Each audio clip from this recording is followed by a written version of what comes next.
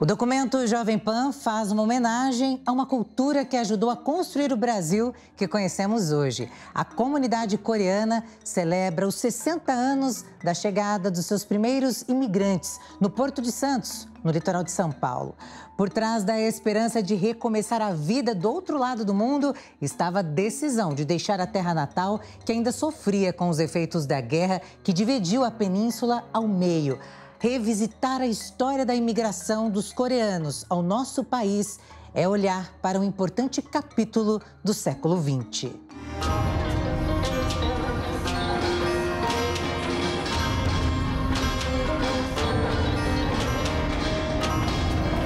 O bairro paulista do Bom Retiro acolheu a comunidade que, diferente dos japoneses, não se estabeleceu na zona rural quando chegaram os primeiros imigrantes. Os coreanos logo se fortaleceram como lojistas e se integraram a outros estrangeiros no coração da capital.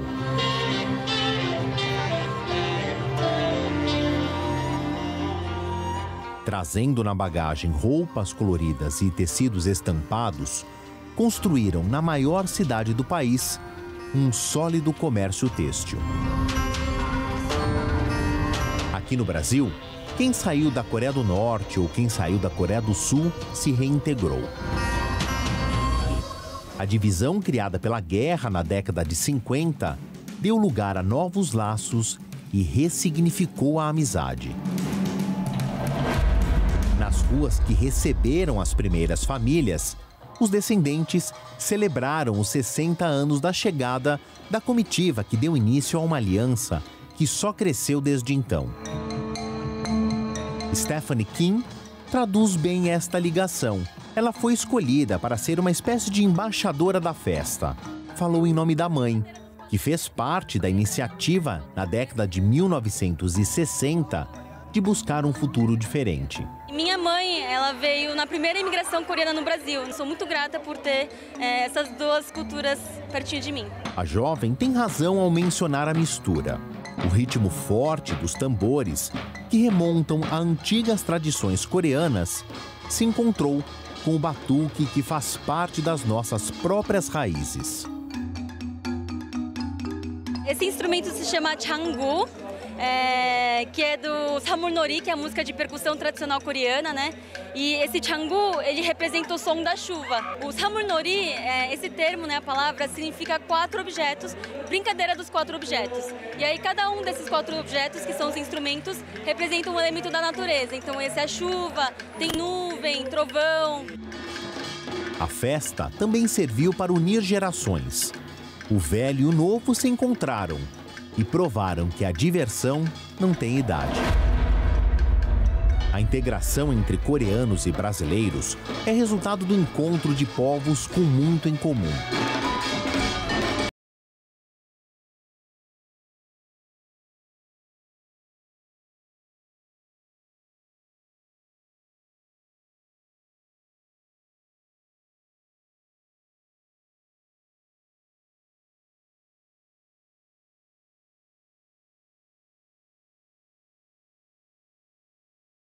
Primeiro, ela diz que aqui é muito bom para ganhar dinheiro. Eu já chego, nem sabe falar português. Só bom dia, boa tarde e tudo bem. E depois, trabalhar com trabalho, eu aprendi português. Graças a Deus, agora eu tô assim, consegui conversar.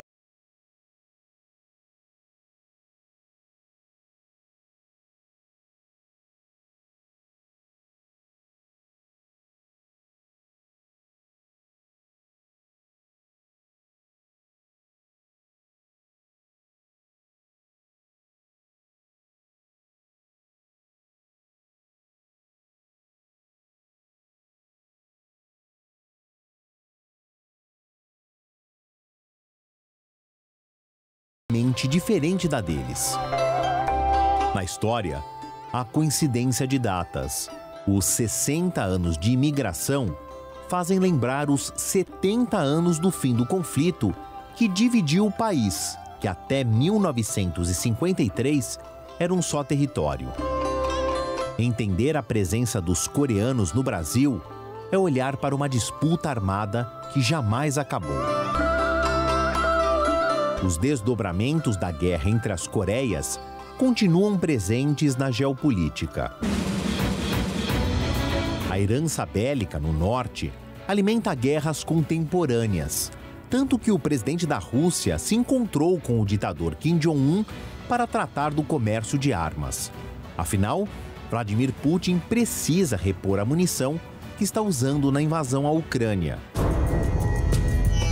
E nestes 70 anos, a dinastia que governa a Coreia do Norte transformou aquela metade da península em um estado absolutamente militarizado e aterrorizante.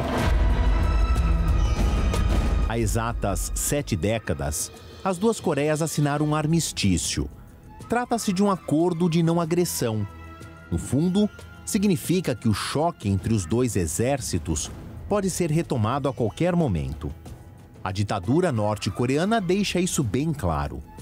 Na data em que o mundo lembrava a suspensão da guerra, Kim Jong-un supervisionou pessoalmente mísseis intercontinentais, capazes de atingir o alvo em qualquer lugar do mundo, e exibiu drones militares nunca antes vistos no arsenal norte-coreano. Naquela que deveria ser a celebração da paz, a festa na capital Pyongyang foi marcada pela presença de Sergei Shoigu, ministro da Defesa russo, que aproveitou o convite para discutir estratégias de cooperação militar. Do outro lado da fronteira, o presidente sul-coreano Yoon Suk-yeol homenageou veteranos, inclusive militares dos Estados Unidos, que lutaram contra o avanço das tropas soviéticas, que criaram uma zona de influência no norte da Península Coreana depois da Segunda Guerra Mundial. E que nos 70 anos seguintes estimularam muitos sobreviventes a deixar a terra natal. Até hoje, a Rússia segue como grande aliada dos norte-coreanos, enquanto o Sul continua alinhado com Washington. A imagem de hoje é o reflexo da Guerra Civil que durou exatos 3 anos entre 1950 e 1953 e que durante muito tempo depois provocou um êxodo da população. Imigração, guerra, tudo é um grande emaranhado da história. O choque entre os próprios coreanos foi o primeiro grande embate da chamada Guerra Fria, quando americanos e soviéticos buscavam ampliar as suas áreas de atuação. Quanto mais relevante, mais poderoso seria o comunismo ou o capitalismo. No meio do jogo geopolítico, jovens convocados a defender o interesse dos líderes da época.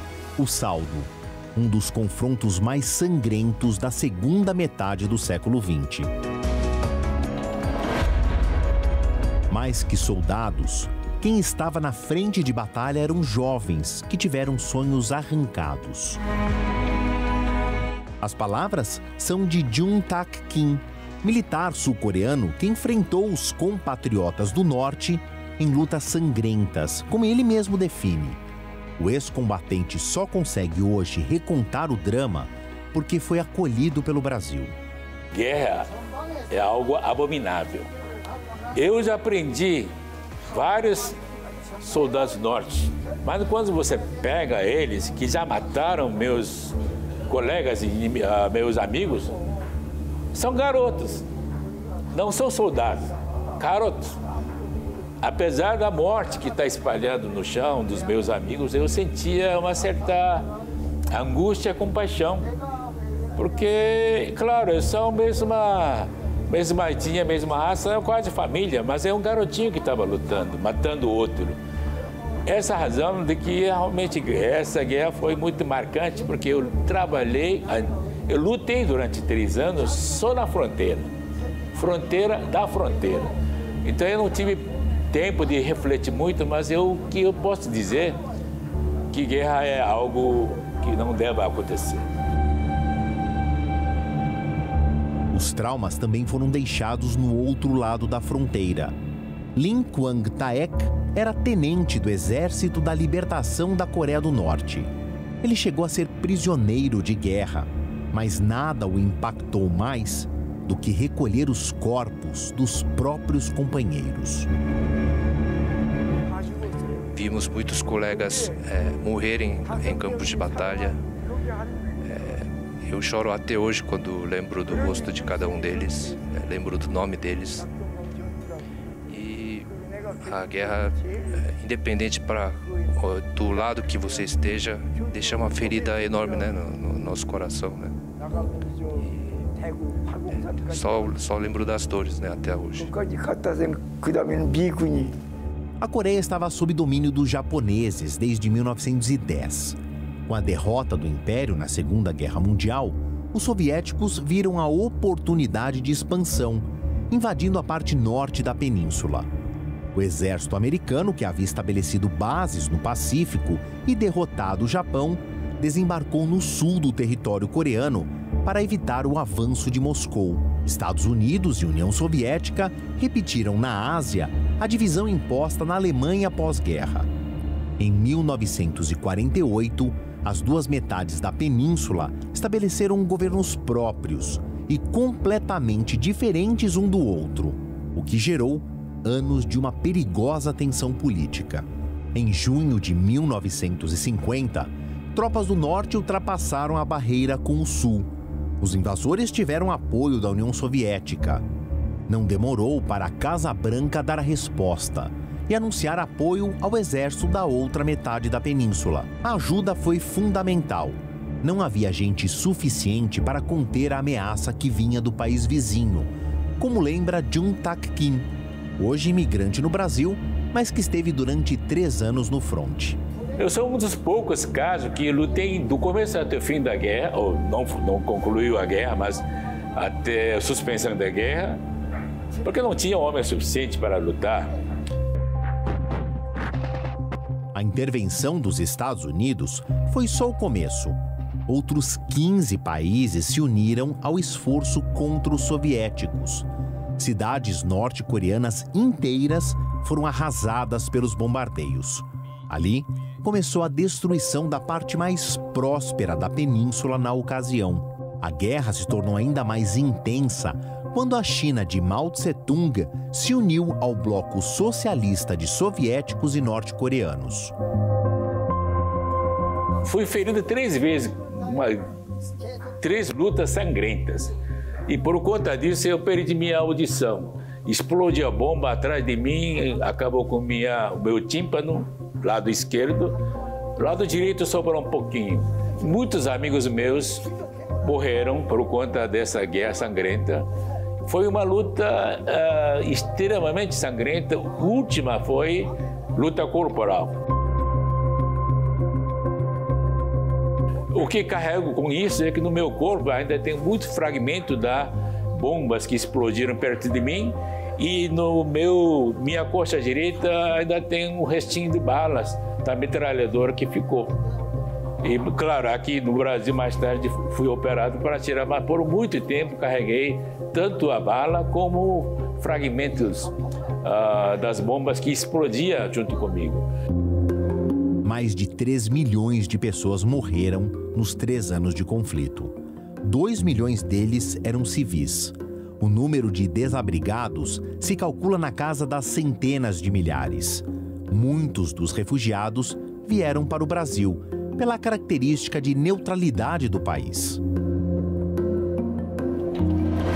Embora as batalhas tenham entrado para as páginas da história, a memória de quem esteve nas trincheiras jamais se apagará. Coreanos lutaram contra coreanos, né? É como irmãos que se matavam na guerra.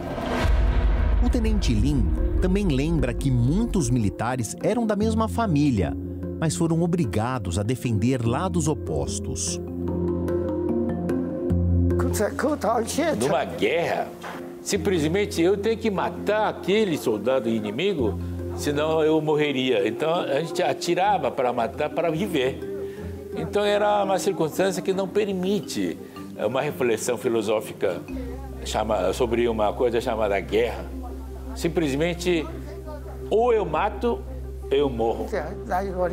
O cessar-fogo, em 27 de julho de 1953, acabou com a troca de tiros, mas não com a hostilidade. A família Kim instaurou no norte uma ditadura que já está na 3ª geração.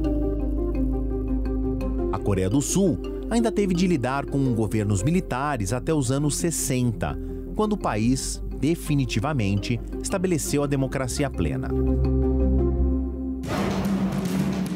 O armistício também foi um marco de rompimento. Os dois países não mantiveram sequer relações diplomáticas e os desdobramentos do conflito levaram a destinos bem diferentes. Jung Hyun-cho também lutou. Ele nasceu no norte, na época em que o território era próspero. Hoje, morando no Brasil, lamenta o que sobrou do antigo lar por causa da ditadura. Esse regime, essa situação das coisas já causou milhões de pessoas, causou morte de milhões de pessoas, até de fome. Essa é a grande realidade e a razão principal da fuga da Coreia do Norte, principalmente para a Coreia do Sul, que está melhor estruturado hoje, economicamente e politicamente. 경제적으로 굉장히 힘든 생활을 하고 있습니다. Havia no passado até alguns encontros patrocinados entre dois governos entre as famílias, parentes, numa determinada região na fronteira. Só que como o sistema opressivo da Coreia do Norte é muito eficiente, de tal forma que nenhum dos povos pode se manifestar ou ter contato agora, principalmente com a constatação de que o encontro entre o Norte e o Sul contaminava o povo da Coreia do Norte, porque ao ver seus parentes da Coreia do Sul, criava impacto, isso contaminava, digamos assim, ideologicamente, de tal forma que agora está proibido até isso.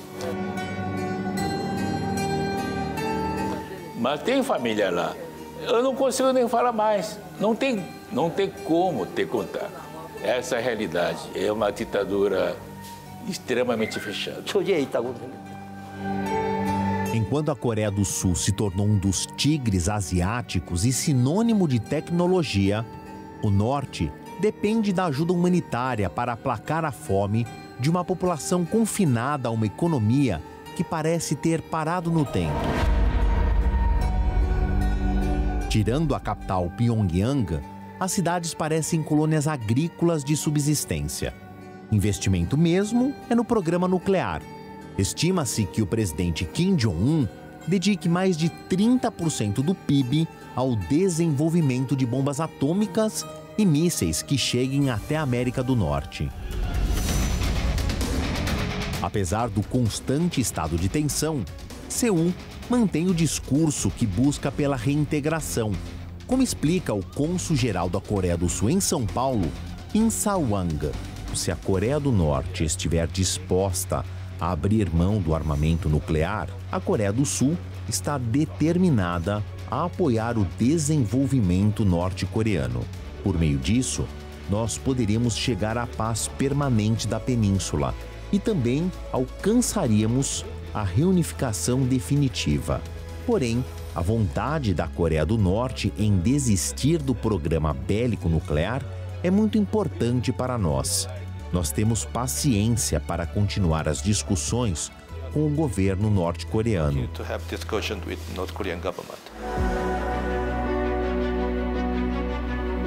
E o acordo trará muitos benefícios, não apenas para a Coreia do Sul, mas também para os países vizinhos. Ainda temos áreas industriais que necessitam de mão de obra. O governo sul-coreano está determinado a garantir toda a ajuda para que a economia da Coreia do Norte se desenvolva. E o esforço vai além das fronteiras da península. O Brasil faz parte de uma lista de 120 países onde há uma assessoria à unificação pacífica das duas Coreias.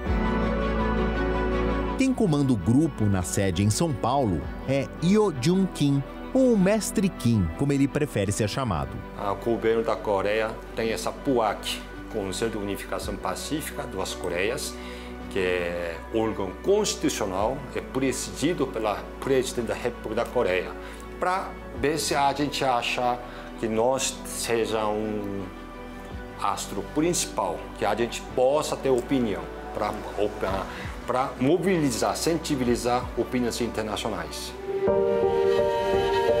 Quem diria a Alemanha um dia para outro derrubar aquele muro?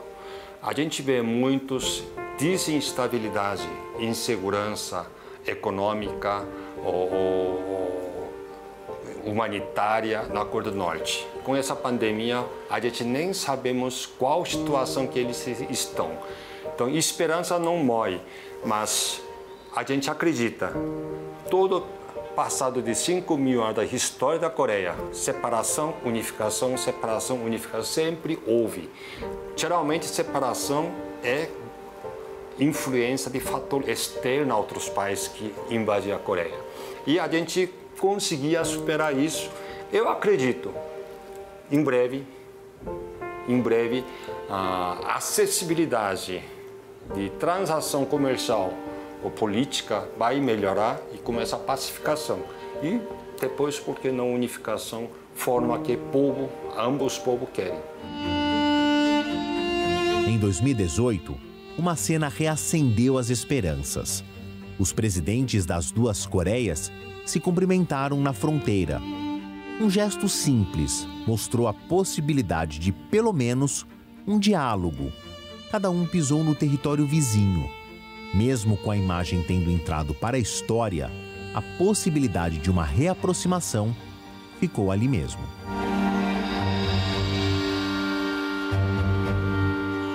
Era dezembro de 1962, quando 109 passageiros embarcaram no porto de Busan, hoje a segunda maior cidade da Coreia do Sul, mas que na época não refletia o que o país asiático é agora. Aqueles que deram início ao ciclo de imigração apostaram na esperança de aportarem em um país próspero. O Brasil, há 60 anos atrás, se encaixava na descrição. A economia aqui era cheia de expectativas, enquanto as duas Coreias tentavam se reerguer depois de 4 décadas de ocupação japonesa e 3 anos de guerra civil. Foram 55 dias no mar. Para aplacar a ansiedade da chegada, uma parada no Equador. As poucas fotos que restaram mostram as crianças se divertindo com o fato de estarem exatamente sobre a linha que divide o mundo em dois. No Brasil, o desembarque em Santos. Começava para os coreanos uma saga que japoneses, italianos, libaneses e tantos outros povos que repetiram o processo. O trem que se acostumou a levar os estrangeiros à capital terminou o percurso na hospedaria, disponibilizada pelo governo brasileiro aos recém-chegados de terras distantes. Poucos se aventuraram a prosseguir viagem para o interior. A maioria escolheu bairros residenciais da capital para arregaçar as mangas e começar a trabalhar. Um segundo grupo chegou também em fevereiro. Estes, vindos de avião, traziam na bagagem a marca do passado recente. Eram prisioneiros do combate. Haviam sido capturados pelo exército americano e ultrajados como comunistas, uma vez que lutavam pelo Exército do Norte, aliado da China de Mao Tse-tung e da então União Soviética. Os ex-militares voaram para a Índia, depois França, até aterrissarem no Rio de Janeiro em pleno carnaval. Em solo brasileiro, uma reintegração que até hoje não é fácil entre as duas Coreias. Independente de qual parte da península as famílias chegavam ao país, recebiam 2 documentos, uma identidade e uma carteira de trabalho. Por mais que São Paulo e Rio de Janeiro, na época, tinham economias pungentes e precisavam de mão de obra, havia a barreira do idioma. Neste momento de dificuldade, os coreanos conheceram uma característica que deixou o Brasil internacionalmente famoso: a fraternidade. Lição aprendida pelos primeiros imigrantes e passadas adiante, para ajudar principalmente quem chegou nos navios seguintes. Nestes 60 anos de imigração, muitas histórias se mantêm nas famílias, porque aqueles verdadeiros heróis já não estão mais aqui. A exemplo do vovô Mita, quem acolheu tantos e tantos que haviam saído das Coreias. Quem lembra é a filha dele, e o depoimento das memórias de infância servem de homenagem. Ele ficou tão feliz, que queria ajudar todos os coreanos. Os coreanos não tinham onde morar, não tinham onde trabalhar, ele trazia para casa. Eu lembro a minha irmã falando assim, meu pai, ele falava assim pra gente, os filhos, vocês saem tudo da mesa, deixa eles comerem. E às vezes não sobrava pra gente, né? Às vezes a gente já estava dormindo e ele dizia assim, pode sair da cama porque nós vamos dar cama para os coreanos. Assim, ele tinha um amor muito grande, né? Pela sua pátria Coreia, ele tinha amor pelos coreanos, não importava se às vezes era trapaceado, porque ele foi fiador de milhares de coreanos, né? Porque ninguém podia alugar casa sem fiador. E ele, então, era fiador de todo mundo. Eu lembro que uma vez a gente foi despejado da casa porque não pagavam um aluguel e meu pai, então, era fiador e eles iam tomar a casa, a única casa que a gente tinha. Lembro minha mãe na rua, todo mundo na rua, expulso. Eu compreendia, porque ele nasceu na Coreia e ficou na Coreia com a sua família durante os seus 15, 16 anos só, né? Então, aqueles anos, parece que o coreano, ele tem assim um senso de patriotismo, de coreanismo tão grande que nunca se perdeu. E como ele ficou distante da família, ele trabalhava e sempre mandava dinheiro para a família coreana lá na Coreia.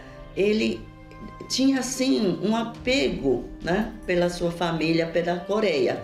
E quando os coreanos vieram, eu entendo muito bem por que ele fazia isso. Era como se o pai dele, a mãe dele, os irmãos dele tivessem chegado. Para ele, todos os coreanos eram como família dele. Sabe o que significa família em coreano? Boca que come junto é família, mesmo que não seja meu filho. Porque coreano come junto. Quem só pode comer junto porque é família. Sentindo-se bem-vindos na nova terra, os primeiros imigrantes deram aos filhos o símbolo da vida nova.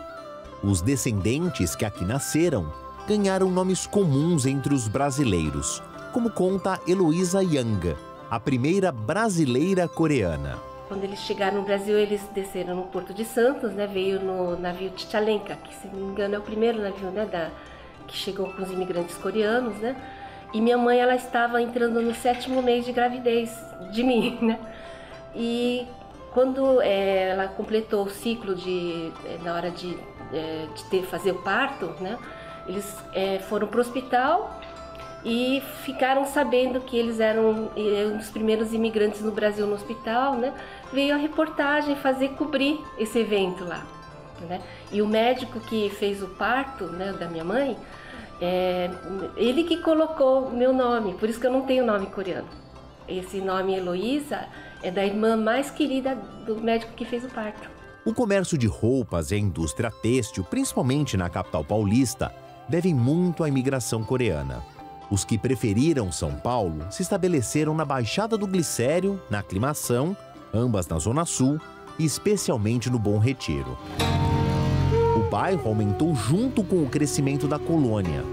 Mateu Kim já é de uma geração 100% brasileira. Herdou da família o tino comercial e fez evoluir algo que os pais e os avós aprenderam com erros e acertos. A confecção do meu pai, antigamente, a administração, os processos eram tudo mais manuais e visuais, né?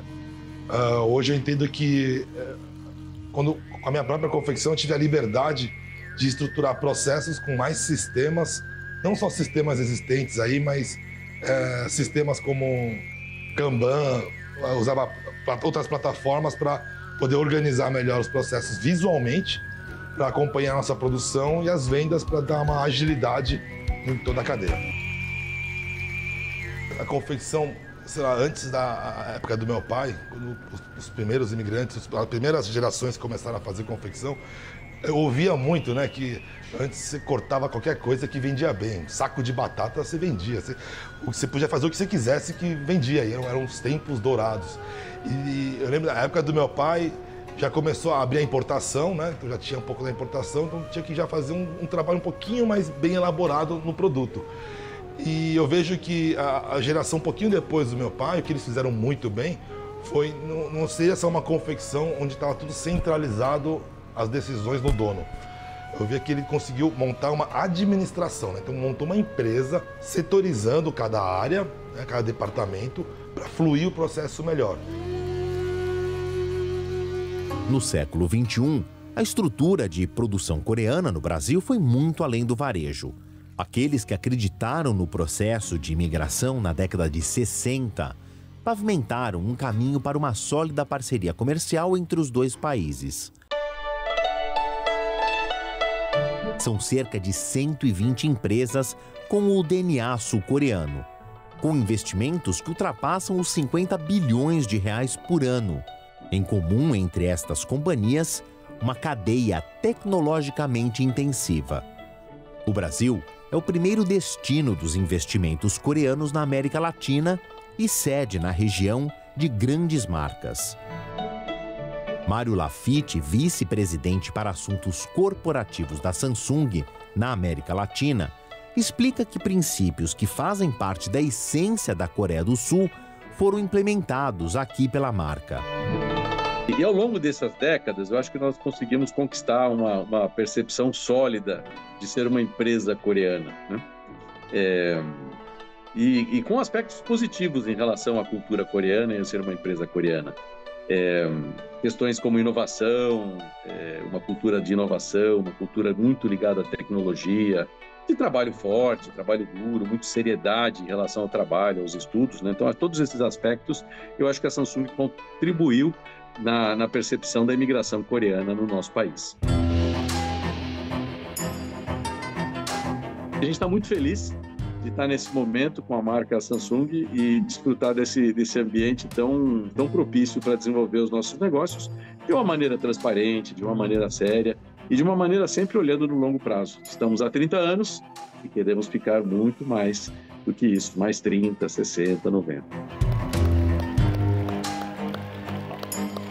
Nossa casa matriz lá na Coreia tem uma visão muito, muito positiva e de uma ambição muito grande de crescimento do consumidor brasileiro, que hoje já é um dos consumidores mais exigentes, mais bem informados. Nossa casa matriz vê o Brasil como um dos países mais promissores nesse contexto. Aliás, para o coreano, o Brasil é a terra da oportunidade, né? Porque se a gente compara, se faz alguns paralelos entre Coreia e Brasil, se a gente vê um país pequeno como a Coreia, territorialmente, um país muito limitado em termos de recursos naturais, né? Inclusive de área agriculturável, questão de riquezas naturais, até pela sua própria extensão territorial.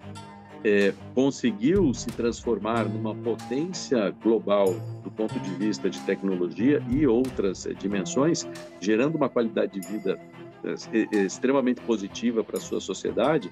Quando eles olham para o Brasil, para a América Latina, e temos extensão territorial, temos riquezas naturais, eles olham assim, nossa, é a terra prometida, né? É um país que tem país das oportunidade de crescimento e desenvolvimento.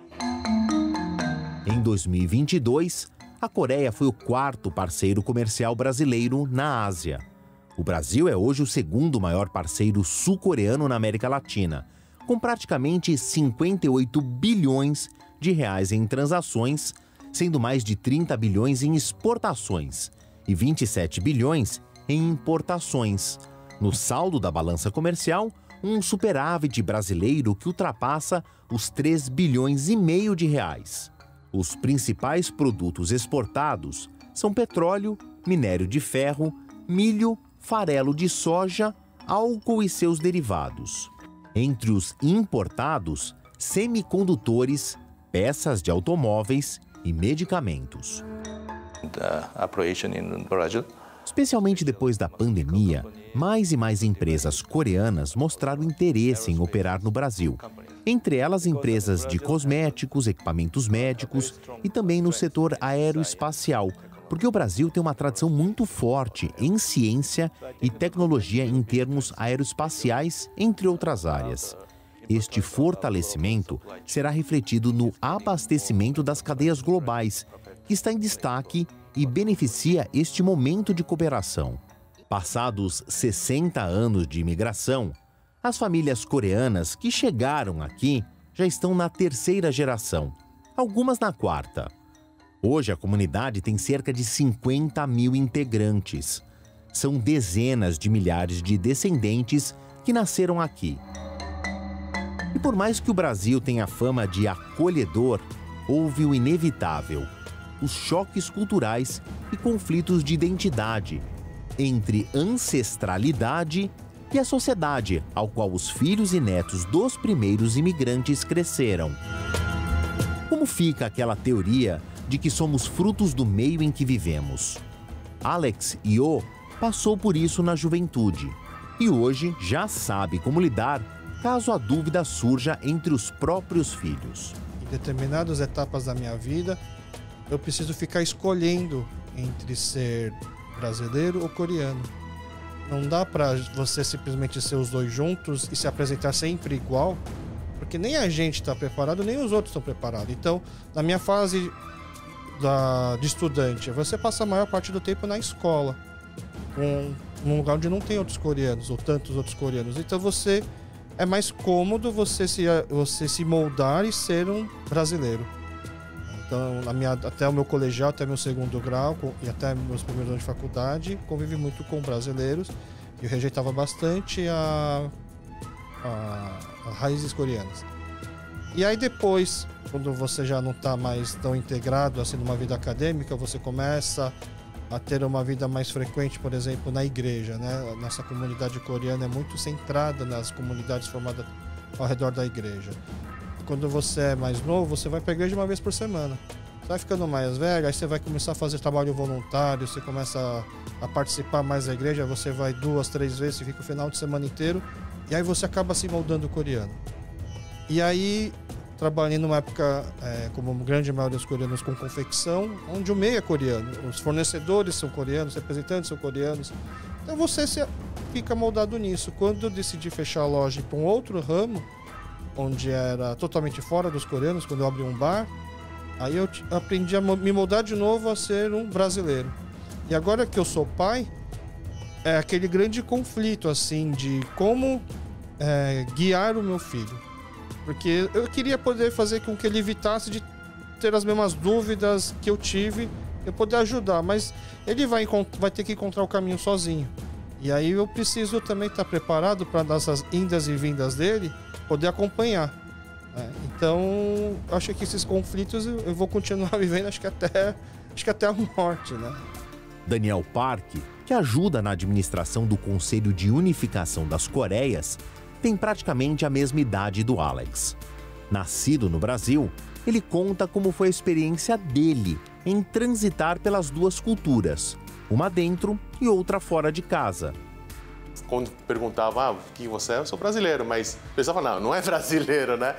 Então, para mim, foi tudo, assim, o Brasil deixou muito confortável. Assim, eu cresci nesse ambiente, amigos brasileiros, então nunca senti essa questão, algum choque cultural, né? Para mim, eu me via brasileiro. Aí comecei a crescer, né? e aí e exercendo a profissão e convivendo com a comunidade, aí eu vi que tem uma raiz ali na Coreia, né? Que eu preciso também ter esse link com a Coreia, né? Então eu sou brasileiro, me considero sou brasileiro e também coreano.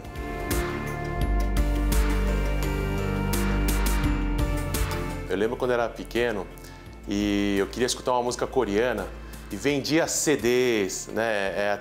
Eu sou da época também da fita cassete e em mercearias pequenas coreanas.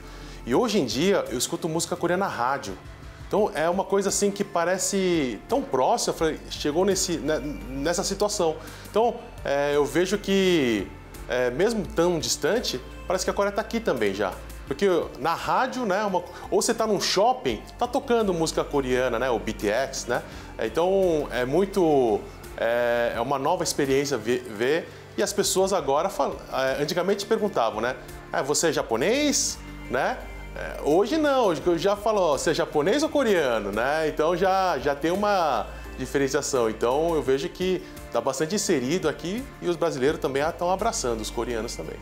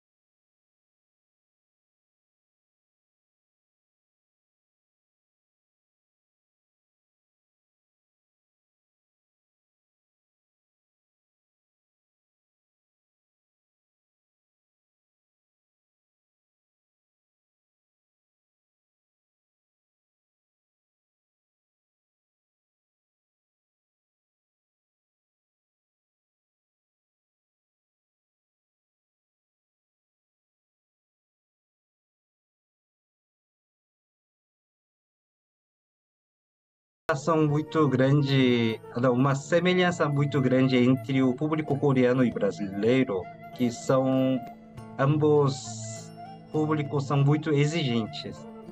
Então, a produtora realmente precisa fazer uma pesquisa gigantesca e, ao produzir, eles precisam realmente produzir um conteúdo bem elaborado, bem feito, bem informativo e provavelmente é esse fator que faz com que as pessoas do mundo consumam o conteúdo coreano. E especialmente, eu acho que isso daí não é oficial, mas uma experiência pessoal. Muito público brasileiro, ao meu redor, dizem que ao assistir novelas, filmes coreanos, eles ficam impressionados porque muitos públicos brasileiros encontram alguma coisa, eles encontram semelhança cultural. Porque muita gente acha que o oriental é frio ou assim, não tem senso de humor, mas quando eles assistem, eles conseguem enxergar que temos a semelhança como ser humano. Então, muitas vezes as pessoas se surpreendem desse sentido. Além do Brasil, o mundo todo procura dramas coreanos pela diversidade de gênero. Por exemplo, tem muitos dramas, por exemplo, Round 6. Ela contém a parte de suspense e fala um pouquinho da diferença das classes também. E, por exemplo, trata de romance e comédia. Existem diversos gêneros e recentemente eu li uma matéria na Coreia dizendo que as produções coreanas fazem bastante crítica na sociedade coreana, da sociedade coreana. Isso também, apesar de ser um fator meio escuro da Coreia, novelas e filmes coreanos não ocultam essa parte e realmente eles fazem uma crítica séria a respeito, inclusive da política também. Então, essa liberdade de mostrar o que as produtoras querem, a mensagem que as produtoras querem transmitir ao público realmente convence e ganha o coração das pessoas.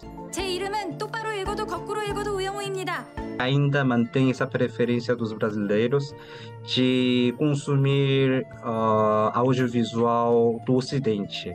Porém, asiático estava fechado dentro de uma certa comunidade somente, mas isso tem espalhado significativamente e ao experimentar, eles não encontraram tanta diferença, ou seja, por exemplo, a produção americana era a preferência dos consumidores brasileiros, mas ao consumir a produção coreana, eles não sentiram muita diferença e entenderam que a produção asiática também tem competência para ser consumido.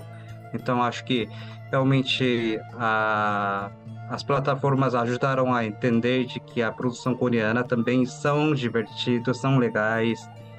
E acho que realmente foi isso, porque se o conteúdo não for interessante, as pessoas acabam não consumindo. Então, o conteúdo em si são muito bem elaborados, bem produzidos, e isso deve ser o motivo que faz a população consumir a produção coreana. A integração se confunde no melhor sentido com gratidão. Para quem está no Brasil há bastante tempo e vivenciou o acolhimento da nossa terra, hoje se sente no dever de retribuir. Mestre Kim é um dos precursores do Taekwondo na América Latina. O esporte, aliás, é uma outra expressão da cultura coreana difundida por aqui.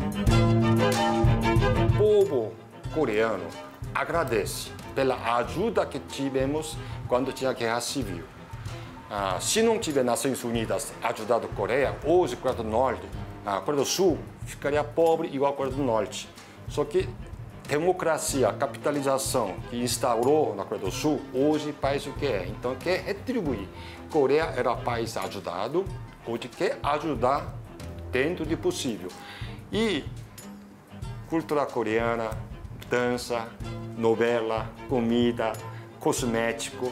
Acho que isso que eu vejo esperança do povo coreano, que vai liderar, vai ser mais, como que chama, evoluído e vai ajudar mais futuramente fora da Coreia, geralmente, principalmente, povo que precisa ser ajudado, povo que precisa. Hoje a Coreia investe bastante para retribuir o que nós recebemos passados. Adoraria muitos coreanos estivessem aqui para mostrar, para trabalhar junto, para melhorar o intercâmbio. Agora, a Coreia, Brasil, cada vez está ficando mais perto, isso é verdade. Nós estamos do outro lado do mundo, mas está muito perto. Através de internet, através de intercâmbio econômico, esportivo, cultural, está crescendo interação maior cada vez mais. Em 1970, pelo pedido do ministro da Educação, veio o primeiro instrutor aqui no Brasil, que é meu mestre e meu cunhado. E dia 8 vai fazer 53 anos de inauguração da Academia Liberdade. Hoje, Taekwondo existe 27 estados, mais 700 mil praticantes.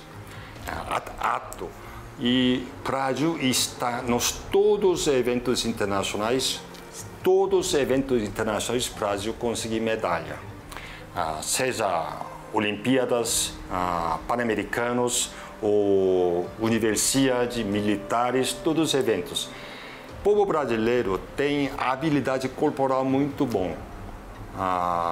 igual capoeira, igual futebol, taekwondo usa muito membros inferiores. E meus amigos da Coreia ou do fora elogiam o povo brasileiro, cada vez está fazendo melhor. Inclusive, nesse momento, exatamente, tem 8 mestres na Coreia fazendo curso de mestres, curso de examinadores, fazendo qualificação para aquela pessoa. Então, intercâmbio do Brasil está aumentando e o povo brasileiro está sendo bem representado taekwondo no Brasil, lá fora. Ciência e bolsas de estudo são fatores importantes para a cooperação Brasil-Coreia, porque a Coreia do Sul foi um dos países mais pobres do mundo na década de 1950 e o Brasil recebeu tão bem os imigrantes. Agora é hora de retribuir pela comunidade coreana. A Coreia é um exemplo de sucesso de como a educação ajudou uma nação a se desenvolver. Penso que a educação é muito importante. O governo coreano tem o conhecimento de como ajudar a sociedade brasileira a se tornar bem-sucedida em termos de educação e de evolução social. Temos parcerias acontecendo na cidade de São Paulo e no estado de São Paulo no ramo da educação, proporcionando o ensino do idioma e oferecendo bolsas de estudo. Os programas de bolsa são apoiados por empresas coreanas, a exemplo da Samsung, Hyundai, em parceria com universidades daqui. Faz parte de um projeto de criação de empregos. Nós contratamos trabalhadores que se destacam e os enviamos para a Coreia para aprender mais. Assim, haverá um impulsionamento da empresa e, consequentemente, um impulsionamento da economia local. Estamos fazendo um monte de coisas.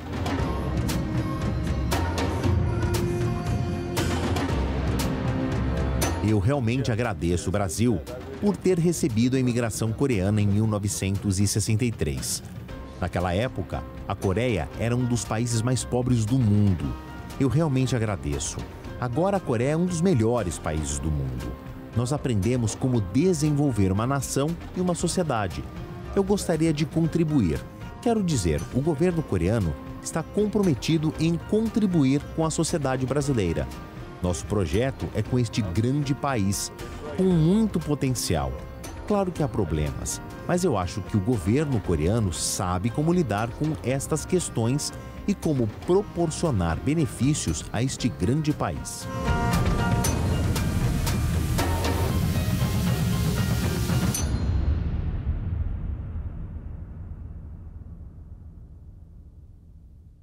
O documento Jovem Pan fica por aqui. Você pode rever o programa no canal do YouTube e no aplicativo Panflix. Um ótimo fim de semana para você e até o nosso próximo encontro.